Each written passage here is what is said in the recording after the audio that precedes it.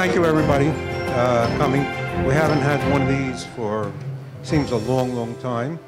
I just want to thank everybody for coming. Remind you that we have the semi-annual informational meeting on November 12th.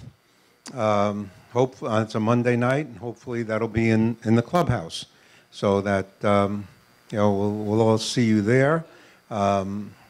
Just also, what we have here is 8 of the 9 directors. Steve Funk happens to be on the West Coast with a prior commitment. I want to take the opportunity to introduce 2 new board members that joined over the summer, David Frank and Bob Snyder. I also want to make sure everybody had a chance to get a bagel.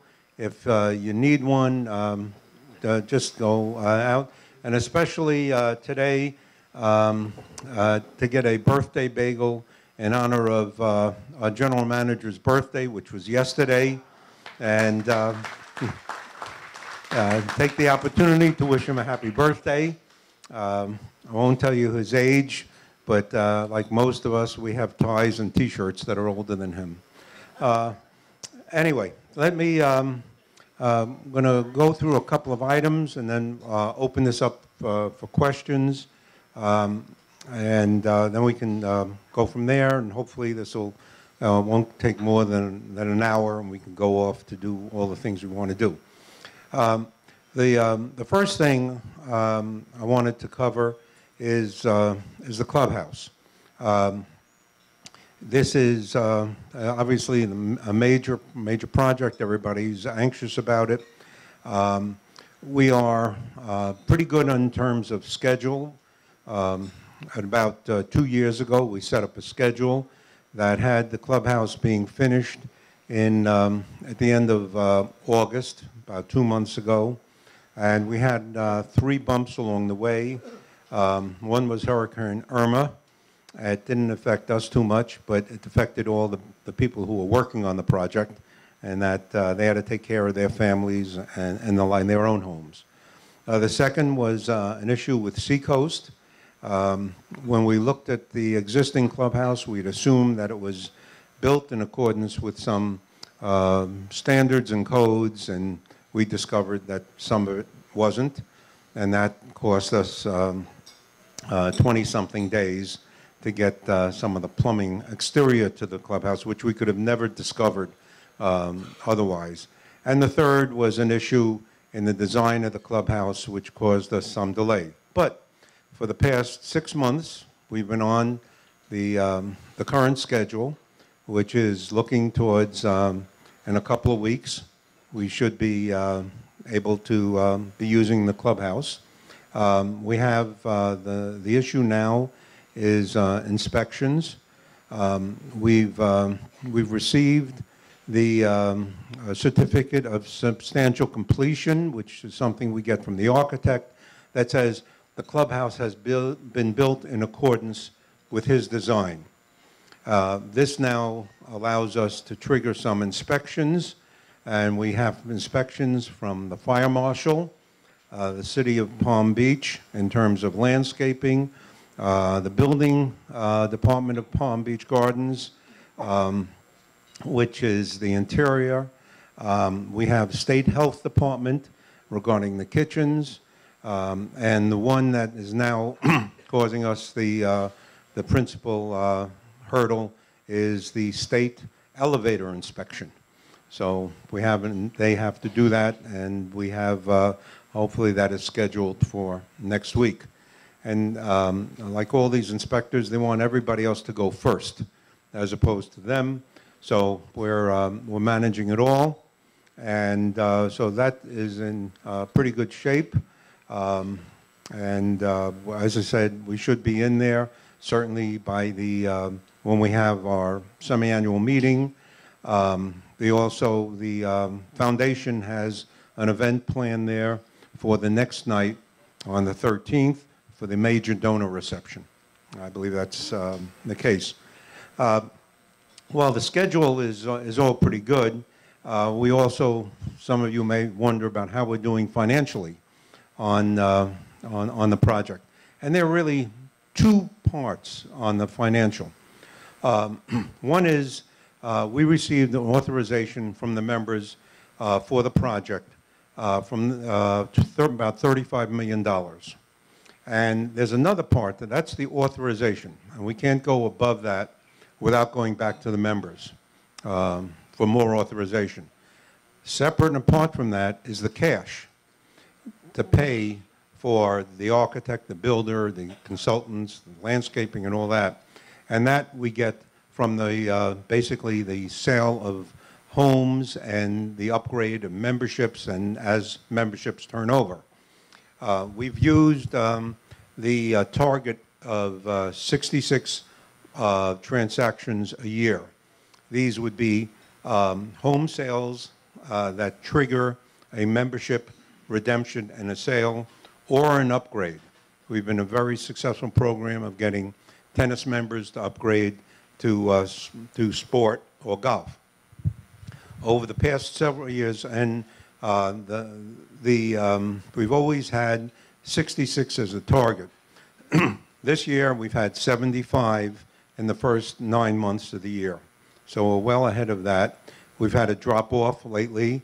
When we increased the initiation $10,000 effective June, we had a number of sales that will move forward into the March and April time period. But we're at the 75, which is well above 66, with 3 months to go. Last year, I think we had 72, and the prior 2 years, we were in the 80s. So we're fairly comfortable and confident that that's going to work. But that's the cash side of things. On the other side, there's the membership authorization that we have up to $35 million. And we manage that very, very carefully. And as we are right now, we're several $100,000 below that. So that's good. Once we get into the building, we'll have a punch list. As any of you who've ever built a home, when the builder is done, you have all the things that still remain to be finished, and we will have a punch list that the builder and all his subs are to take care of. And then we have a 1-year warranty on all the equipment that's in there. And that's pretty good, but there are some of that, and most of that is on his nickel. But then there are some things that we have to pay for. Some things look very good on paper, and then when you build them, they don't look so good. There are a couple of things that we identified early on in the project that would be nice to do, but we weren't going to do them until we saw where we were financially at the end of the project. So we're going to keep the project alive. We'll continue to do an accounting on that, and we will not go over the $35 million that the membership has authorized. So we will update this each month as we go forward. And I think when you get into the building, you're going to be impressed and say to yourself, it's a miracle we got this much for only $35 million. And that's not a joke. It is a big building. It's a beautiful building. They're still working on it. At any particular time, we can have 50 to 100 people working inside that building. And from the outside, it doesn't look like anything's going on. But as I mentioned in a couple of the president's letters, one of the problems we've had for the past couple of months now has been the millwork, the wood finishing. The economy is just too good. And it's very difficult to get skilled craftsmen at any sort of reasonable price. So that is, even once we're inside the building, and you'll be in the building, and you'll be playing cards or eating, you'll see people working on the building. We'll try and cordon off the areas they're working on, but they will probably be working in the building for another month or two, and a fairly reasonable number. All the furniture is in the building. The art is being hung in the building.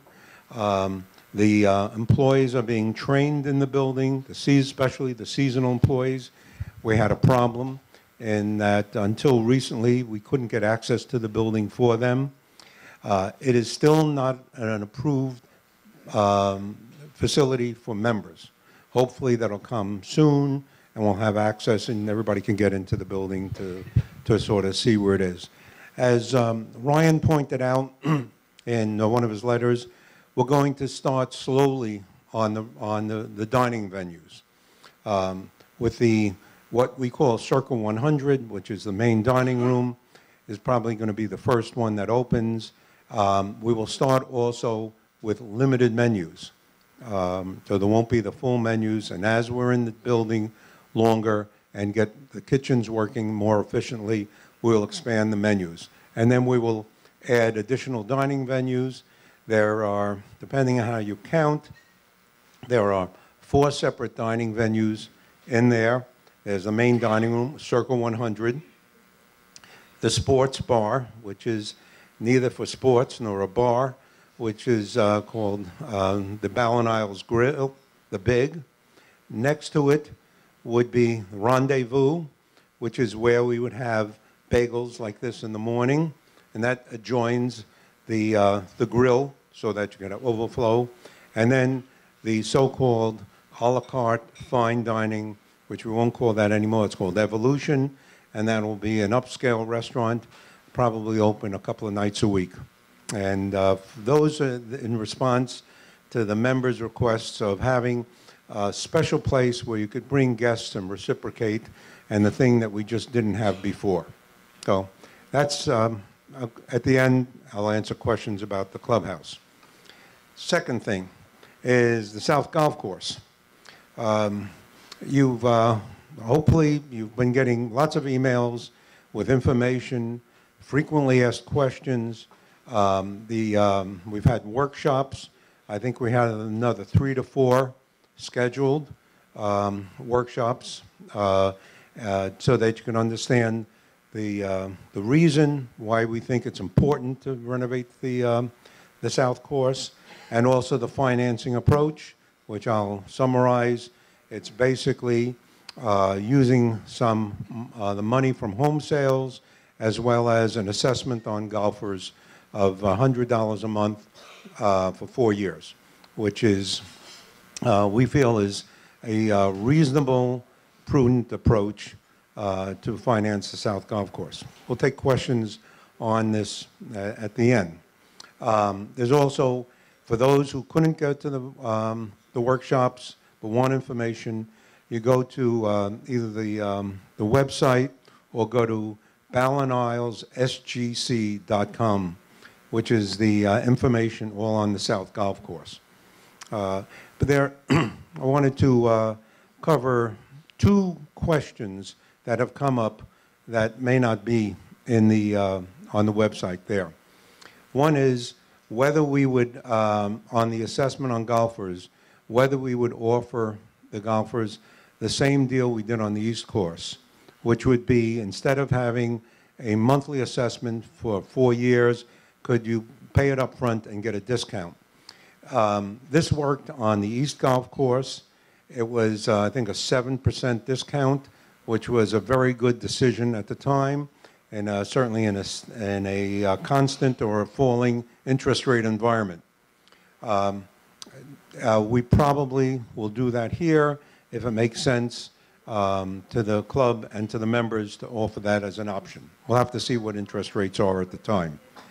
The second is a question that we ask ourselves every meeting, and members have asked, what is Plan B if it's not approved?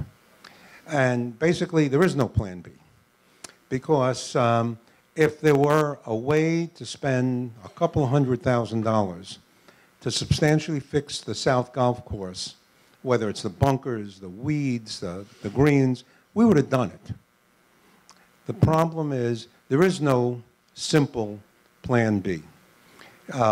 If you take a look at it, anything to materially improve the course is in the millions of dollars, whether it's the bunkers, whether it's the irrigation system, or the like. So the plan is to continue to fix whatever breaks. And things will continue to break. The course is not going to fix itself. It's like having a cavity. There are some dentists here in BallenIsles. If you have a cavity, I mean, it's not going to fix itself.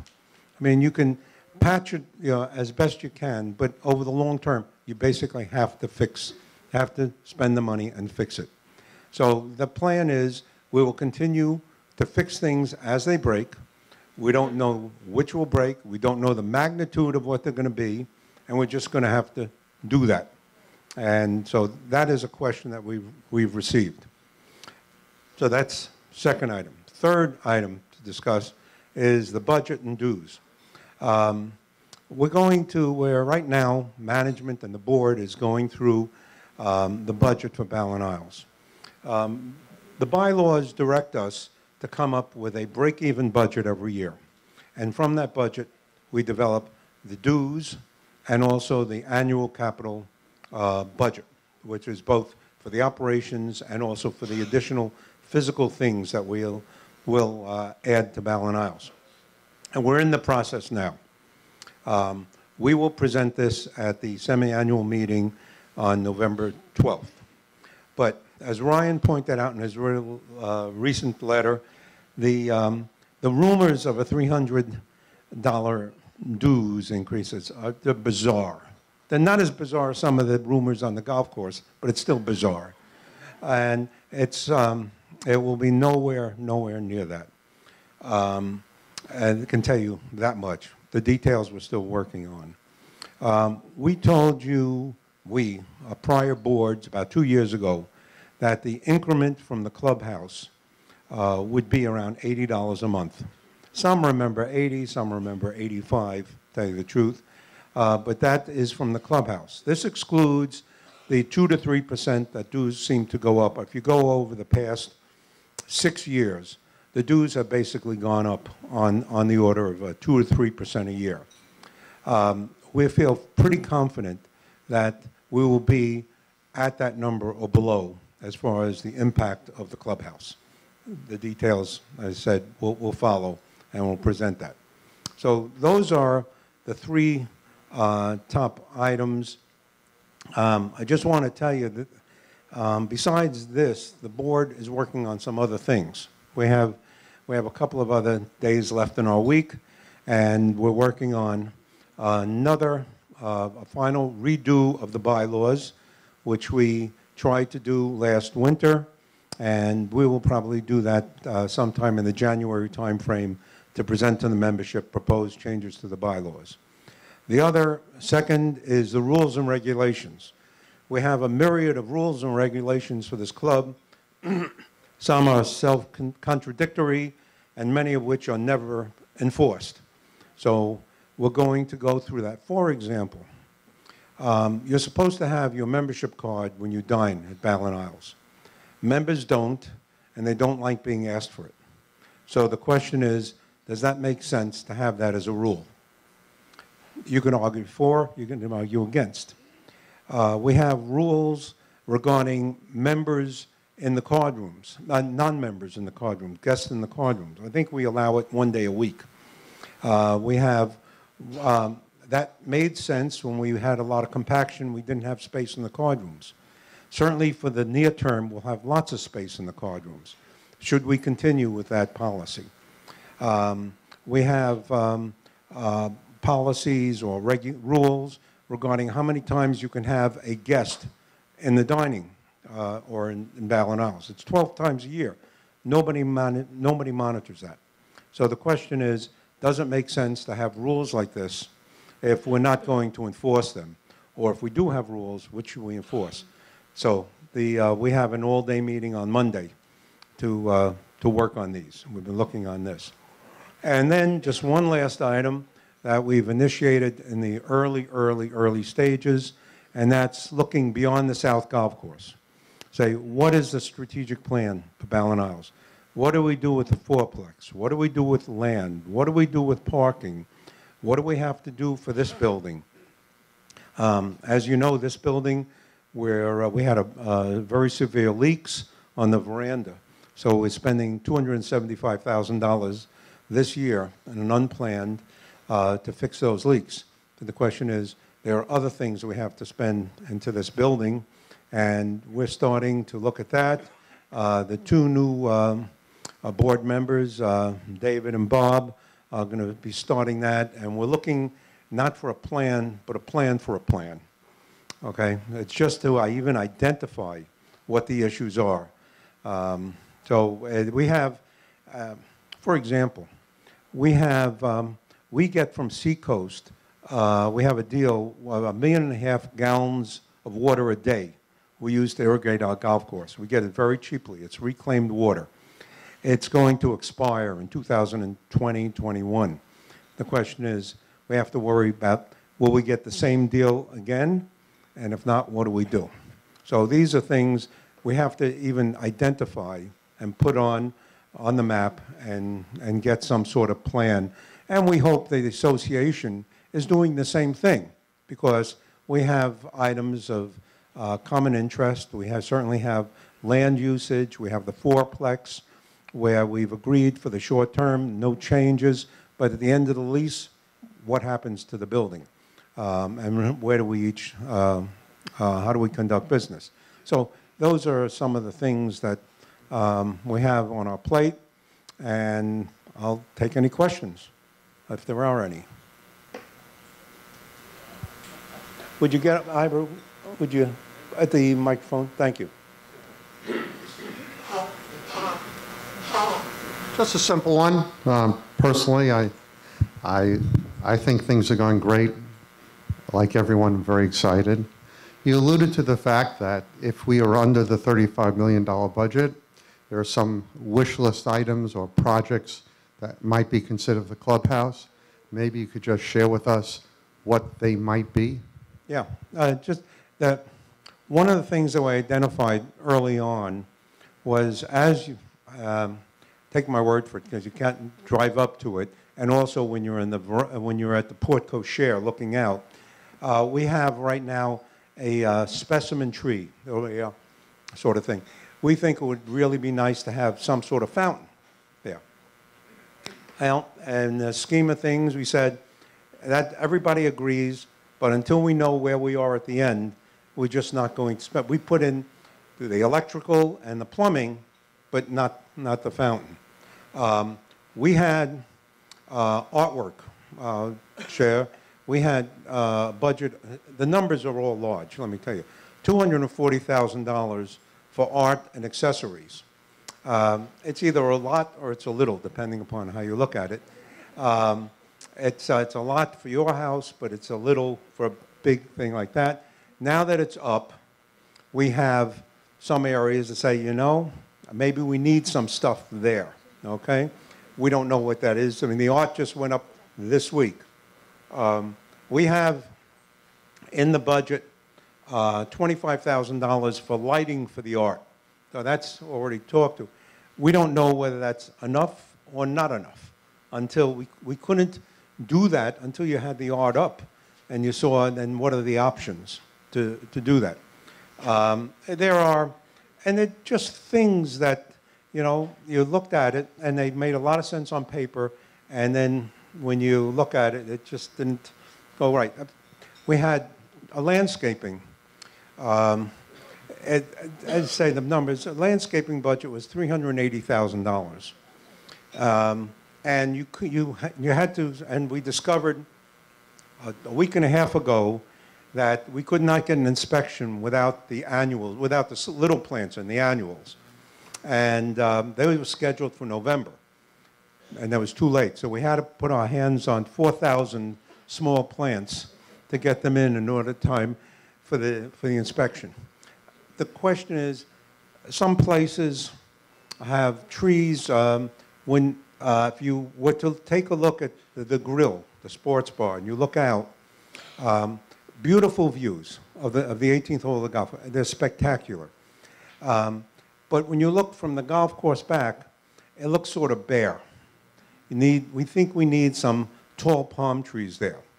We'll pass inspection.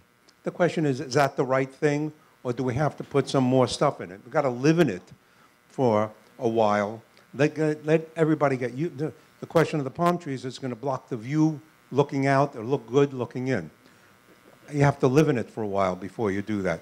So the project will stay alive. We will stay under the $35 million. We'll report it. It really is the authorization. If we come in under the authorization, nothing happens.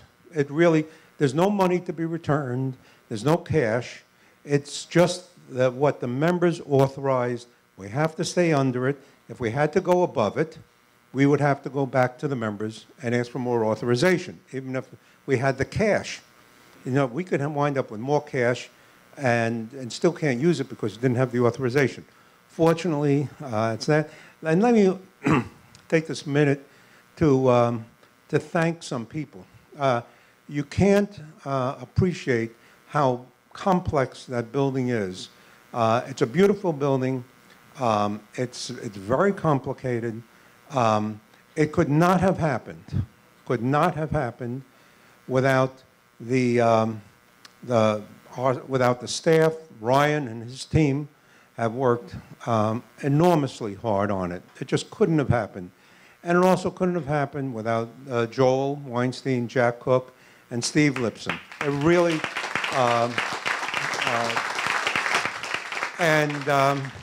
it's you know, if you go back to on Bagels with the board, where the initial interior design was, some people didn't like it. We had to go back and do it all. I think everybody will be pretty much pleased with the way it turned out. It really is. It'll be something to be proud of. Okay. Yeah. You want to get Linda?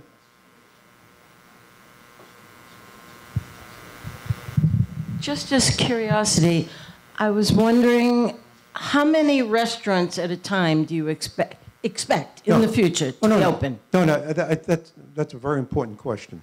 We in doing the budget, we did, and this is Ryan's team has planned the hours. One of the things we made a commitment early on that we would have a dining venue open every night of the week. And we started that this summer, where the bistro was open on Monday nights. Turned out to be very popular. And now more recently, we've switched the Monday to have an Italian cuisine, and that seemed to be very good.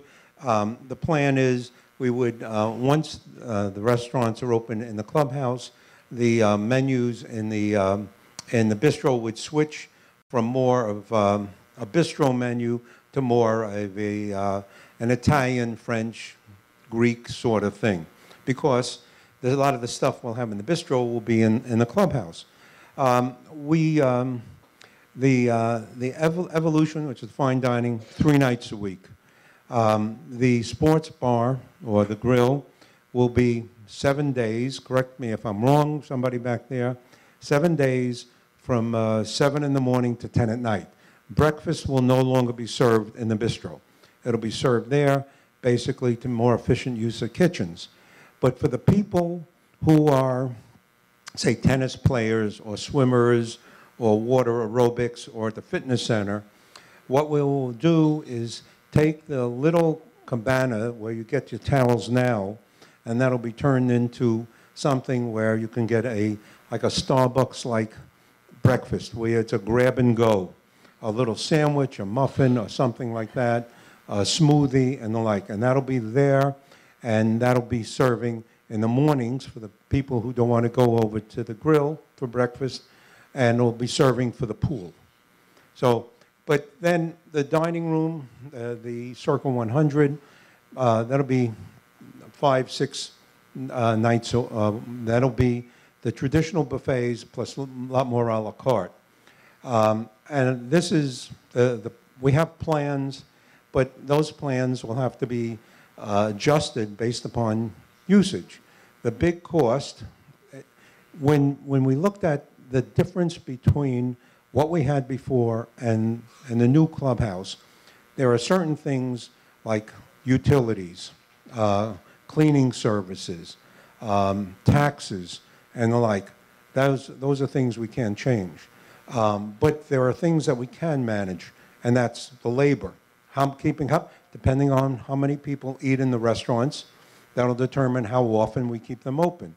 During the summer, we'll probably close the Circle 100, the main dining room, and have a smaller buffet in the Rendezvous, which is next to the grill.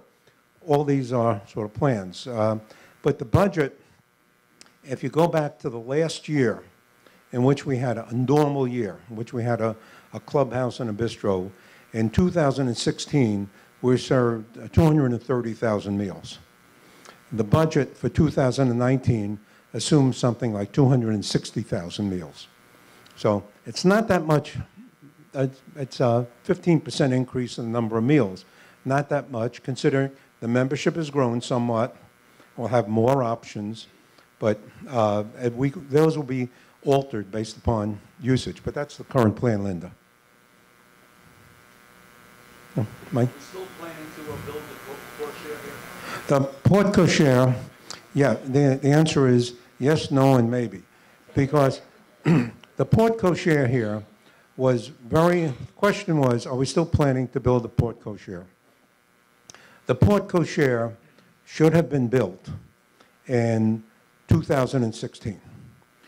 Because when we closed the clubhouse in the summer of 2017, that was the crucial time where this was the only dining venue during the summer. And that was really, we needed it in 2017, 2018, where you had to eat here, and that was when you were most exposed in the rainy season. It wasn't. We tried to get it done before, and we hit a variety of regulatory obstacles. Couldn't get it done. We are looking at an alternative, and that's really to put a port cochere here, and it's in the 2019 budget. That would not be, it would be an awning type port cochere. It would be when you get to see the clubhouse and you see the awning that's outside the pro shop, it is very substantial. It would have to be sprinklered. It would require a sprinkler system. And we've identified $75,000 in the 2019 capital budget. We don't know whether we will get fire marshal approval on it, but we're doing a design of it and getting quotes on it. It's something that would be nice. It becomes less crucial in terms of protection from the elements when you go dining, because there will always be something open in the clubhouse year-round. So it's less crucial. But nonetheless, that's what we're looking at. It's in the budget at a reduced amount. When we had a brick and mortar port cochere in prior budgets, it was more like $375,000. So this, we think, would be an alternative. One of the things we have to look at is when you go back, look out in time, in 2020, 21, 22, is what to do with this building. This building has had some mechanical problems. We're replacing all the air conditioners in this building at a non-trivial cost. We're fixing the leaks in this building. We still have some electrical issues and some plumbing issues in this building. So that's something we also have in the budget for a short term. But I think as part of the strategic planning, we have to take a look is Pilates adequately sized? We now have the spin bikes that are taking up a third of the group exercise class room. That doesn't make any sense. So we have needs. We don't have a barber shop. And you want to get your hair cut, you can go to the salon, the spa. Other clubs have a barber shop. Do we want one? Do we need one? I don't know. I don't think anybody knows, but we haven't looked at the totality of it. When we change that, how do we want to change the pool? Do we want to change the pool at all? So those are things that are looking at in the future. And that's why we're choosing not to build a brick and mortar port cochere, but go to a less expensive alternative for the interim. I hope, did that answer your question? Well, you know, it's a nice to have. The problem is it's not as crucial as it was the past 2 years. Yeah. Right, that's all. Yeah, Marshall. Right now, food and beverage loses about, I hear, between $7 and $7.5 million. No, a 6 year. million, only 6. Okay, over $6 million Six. a year. Are we trying to address that in any way? Yeah. To reduce it? The answer is yes, and we could charge for bagel. You know, you could. Yeah, we keep our. We lose between $6 and $7 million a year on food and beverage, and we try and reduce it, not as much as we try and contain it.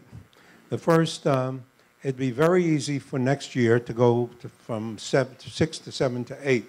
So it's something we watch very carefully, but it comes down to the culture of the club. At some point, what the member, we have a culture here, and most clubs are the same way. It just maybe a little difference at the fringes, where you lose money on the food and beverage and it's paid for out of the dues. If we didn't lose as much money in food and beverage, we could lower the dues because we're break even. I mean, that's the goal of the club.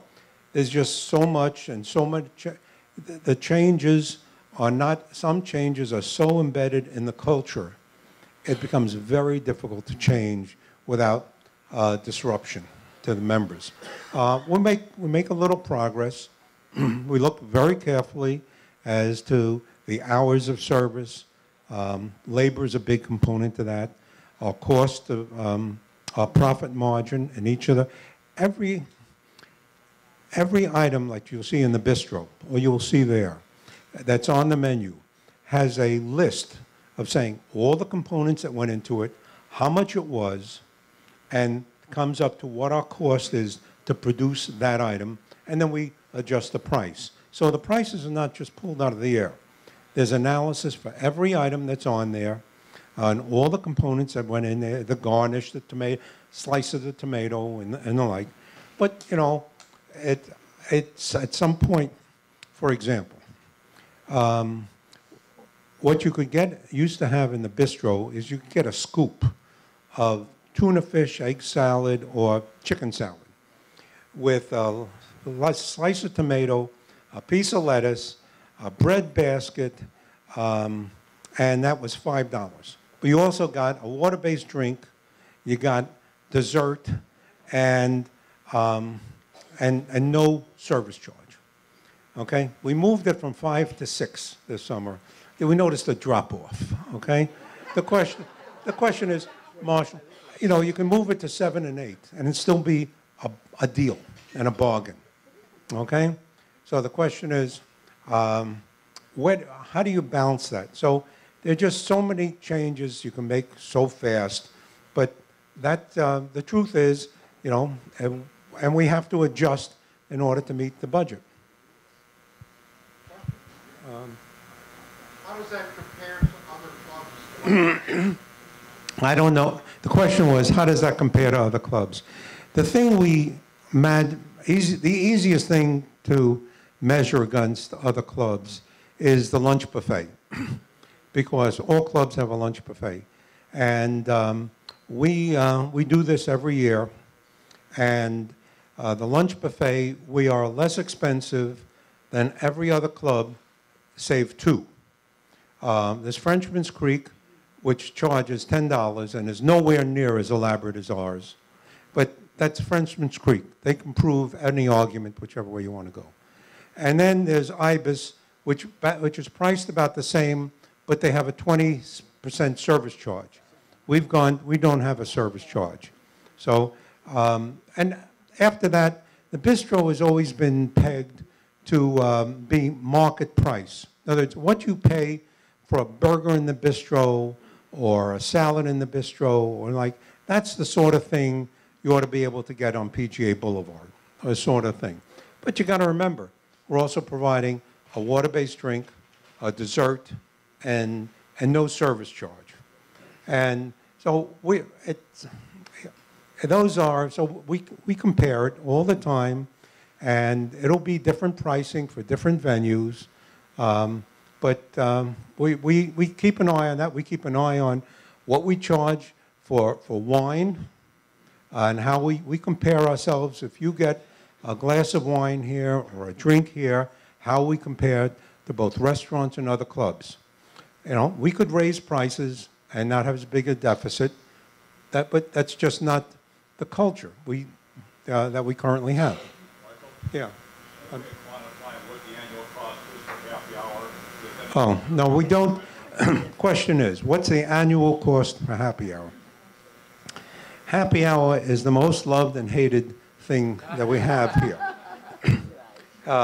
For certain people, it's just a part of their life here. It is but basically we have happy hour every day. We have reduced prices every day, and where you can get a drink, and there's always a snack. This past summer, we changed it a little, more than a little. We went from 3 to 7 to 4 to 6. This, for those card players who hung around to 3 o'clock so they could have a snack on the way home, they sort of lost out. On Thursday, because of the culture, it's now 3:30 to 6:30. It's extended. On Thursdays, we provide chicken wings, 2 ways, peel your own shrimp, and another dish. Okay? I've had requests for dessert also, but but we don't, Charles, we also, but more importantly, we adjusted the price of the drinks. Before, you could get 2 for 1, and it really made no sense on lots of levels, since a lot of people only wanted 1, and they wound up giving the second one to a friend. We changed that to basically $2 or $3 off on happy hour drinks, and that just was a reasonable thing. To answer your question, we don't look at that by itself. There is a category called member amenities, which includes happy hour, bagels, the snacks that are there, the Twizzlers, the cookies, the coffee, and bananas. Okay, the 40,000 pounds of bananas we buy. That's no joke. I think that's low, but that's what they tell me. It's 40,000 pounds. But it's that runs between 500 and 600,000 a year for member amenities. If we had to, the problem is we're surviving with this. If we had big problems and losses, we'd have to cut back. But that's not the situation this club is in, right? So it's sort of the good news and bad news. You know, it's at one level it's ridiculous, and another level it's fun. So it's not proposing major changes. Oh. Go ahead, Roma. I think we should double your salaries. You guys are doing not much.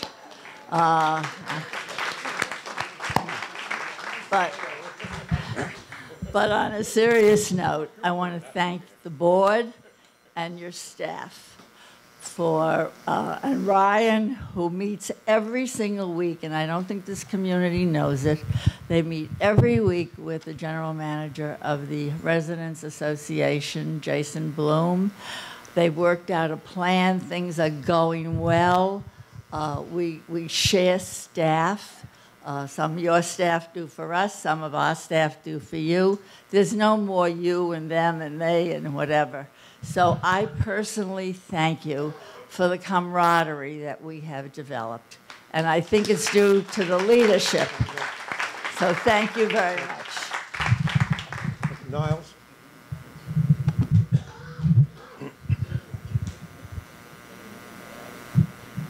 Just as you keep talking about all the expenses and what's got to go on with this building and everything else, I've got to bring up a topic which I know is not going to be popular with anybody here, but I have to bring it up anyway. Everything is based on home sales. Everything we do is based on how many homes you're going to sell.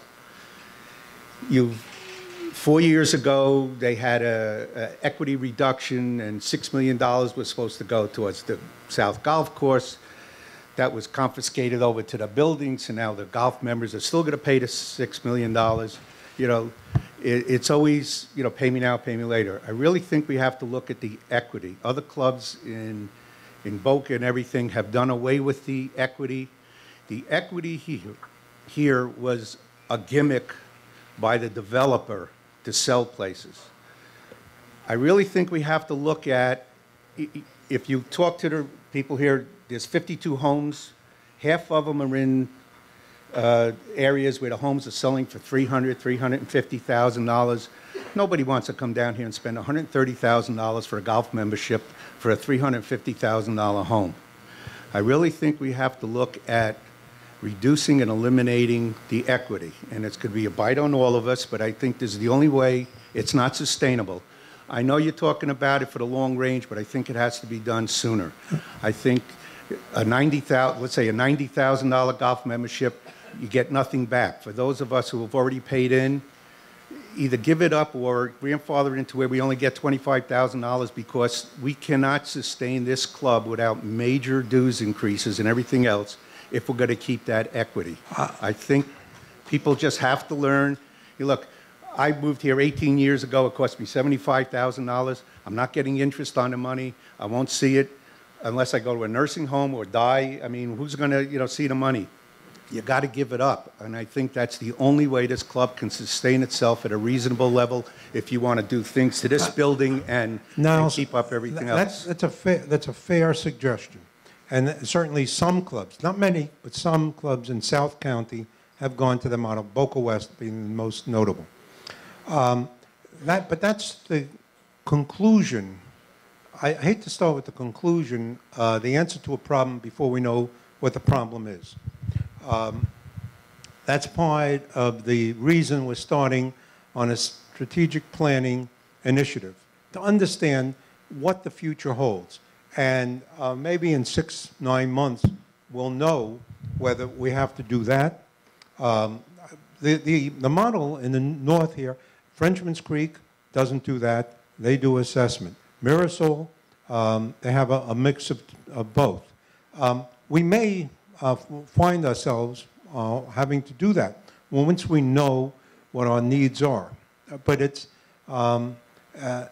clear that's an option. But to lurch into that without knowing how much we need and what we need over time. One of the aspects of the proposed financing on the South Course is that the debt that we'd have for the South Course would be over at the same time that the debt would be over for this building and the East Course. We still owe $6 million on this building and the East Course. We pay it down $2 million a year, and we've been paying it down for 10 years.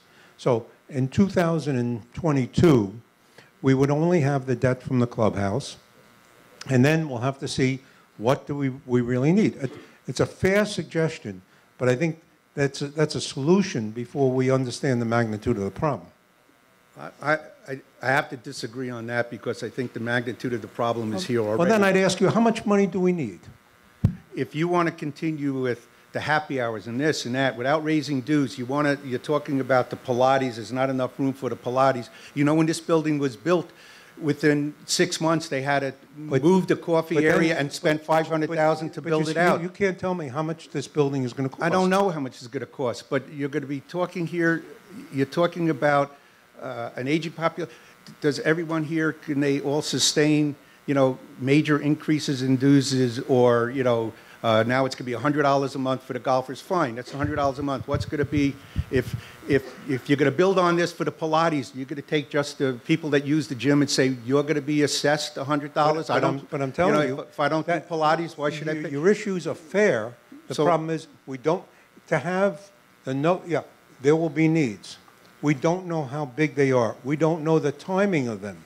So I could not, in good conscience, go to you or anybody else and say, we're asking you to reduce your equity, but I don't know how much we're going to need, and I can't tell you when we're going to need it. That's just, so what you're asking for is a solution before we understand the magnitude of the problem. And you're dealing here with costs, that you're talking about costs. You either have to go to the banks and start, once these loans are over, go take out other loans and stuff. You're dealing with people who have spent, you've put in your money for the equity, you don't have it in your pocket, you don't have it. But you're not going to see it, if, I'm just saying, if you take it away, what's it going to hurt? You don't have it anyway. Then we'll take yours. Do you care? That's fine. No, I don't care if you take the equity down to zero. I'm willing to give that up. We have a volunteer. No, The problem is you can't do it without telling people reasonably, say, here is the reason we're doing it. But instead of a general sort of thing, we think we're going to have an issue in the future. But you're talking about a long-range plan. You've had the South course, you've had 9,000 different small meetings. Why can't you get some numbers down and start having small meetings about the equity? And do it now, not 5 years from now. Did I say it was going to be 5 years from now, Niles? Okay. Niles did allude to a question that came up at one of the South Course renovation meetings, which was the history of how the equity went and when the golfers did this and that. And we weren't even here, hadn't bought in yet, but it would be interesting if that question will be addressed and people understand what the history of that's been. For the 17th time, it's on the website. There was a frequently asked question, but in a nutshell. In 2014, the members were asked to reduce their equity for a variety of projects. The projects were sort of hypothetical. The numbers were not exact. And then in 2000, and it was assumed a $17 million clubhouse. In 2015, member workshops and focus groups looked at the clubhouse, and members said what they wanted.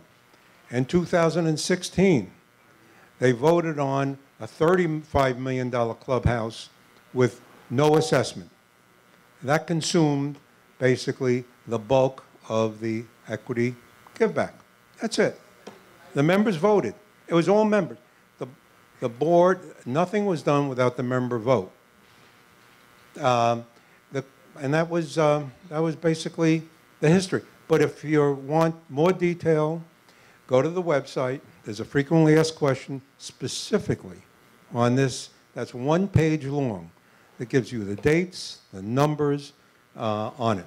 The South Golf Course specifically, and it goes to where the equity, the reduction of the equity and how it affected the South Golf Course. Thank you. Yeah, Michael. Hi.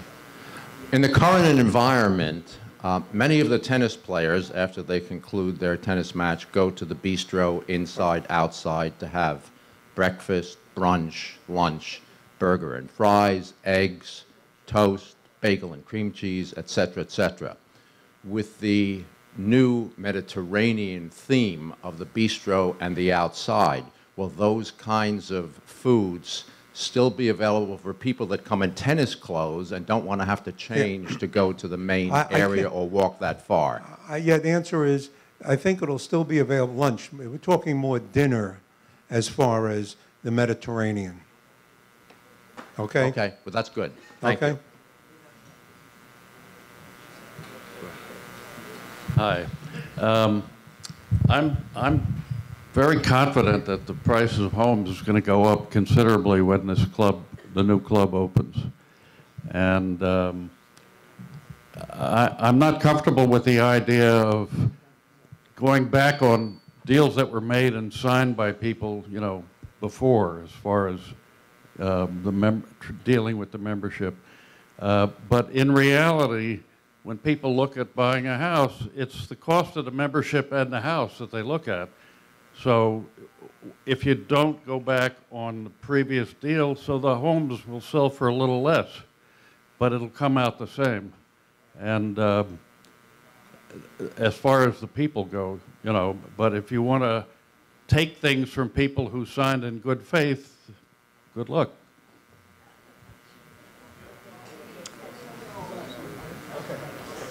Jerry. Thank you.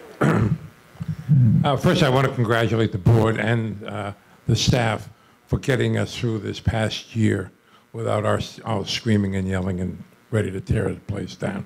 You really have done a good job in a very difficult time. Having said that, there are two questions I have.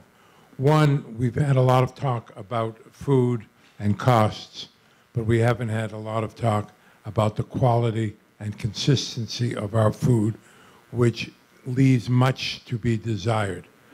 I understand this past year is difficult in the bistro. I certainly hope you are addressing and are not satisfied with the level of food that we have now. That's number one. And number two, I heard what you said about the porte-cochere. We've been overpromised for 10 years to do something, and I'm a little disappointed now that maybe we'll do something and maybe we won't without any commitment. We've been committed every year for 10 years they're going to do something. And we're still going to be using this club in the summer when some of us are here. Thank you. Okay. What? What? No reply? Following up on what Niles said. Somebody wanted me to reply to Jerry. So the food is, there's always consistency, and quality I won't address because it's, you know, different people have different perceptions and feelings regarding food and what, you know, it's the member who comes up and tells me they hate the food here, they hate the food. I ask them how many times they eat here, they say 5 times a week. It's hard to balance that. What we're trying to do is certainly trying to improve consistency and to provide different options to members as to the various different venues and trying to satisfy them. It was, I'm going to go back, excuse me, for the member satisfaction survey this past year showed that the longer members are here, and the older they are, the less they like the food. And newer, younger members seem to like the food better. Now, this is done by an independent company. We had nothing to do with this. So they commented that it's a scientific fact that as you get older, your taste buds degrade. We got many, many violent emails saying there's nothing wrong with my taste buds, it's your stinking food. Okay? I don't know how to answer that question, Jerry. And I'm sorry about the porte-cochere. It really would have been great if we did it in 2016, but we're still trying. Yeah. Next. Following up on what Niles said, I have a suggestion, which is that instead of returning to the equity to members when they leave, why not return to them the money that they paid in originally? Why should they gain something on the equity that is here? And that way, they're not getting totally screwed, but they're not losing anything that they put into the club with a maximum of some amount. Well, that's sort of dividing.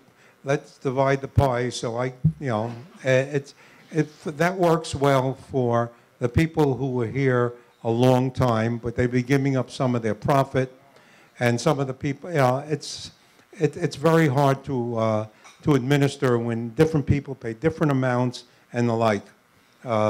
Somebody's always going to get the short end of the stick if you do that, and that's why we tread very carefully on the issue of equity.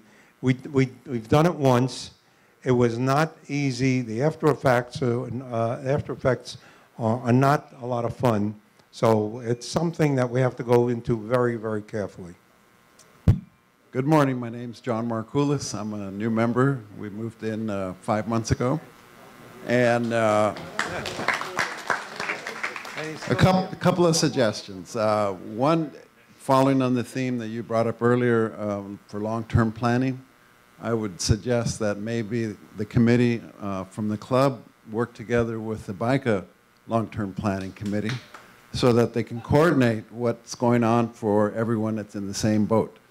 And second, quite a few questions seem to come up today and in the past meetings that would maybe have not come up if there's more transparency from the club board side.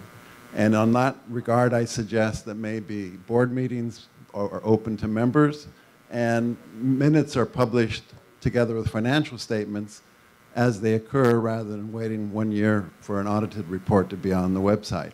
I think that would help everyone understand better what's going on and give you more instant feedback. Okay. Taking those in order, we've talked to the Community Association regarding their strategic planning. There are areas of mutual interest and overlap, but they're not as many as you'd expect. But we do talk to them, and I've talked to them regarding their strategic planning effort, which is really quite different from what the club has to do. But nevertheless, we do talk regularly about that. We talk about open board meetings. We've decided not to do that for now for a variety of reasons. And you'll find most clubs do not do that. Those that have the club that is integrated with the homeowners association must do that, but we've decided not to do that. We'll look at it routinely. The minutes are published on the website. I try to summarize the financials that are pertinent. I'm not sure what part of the financials you'd like to have.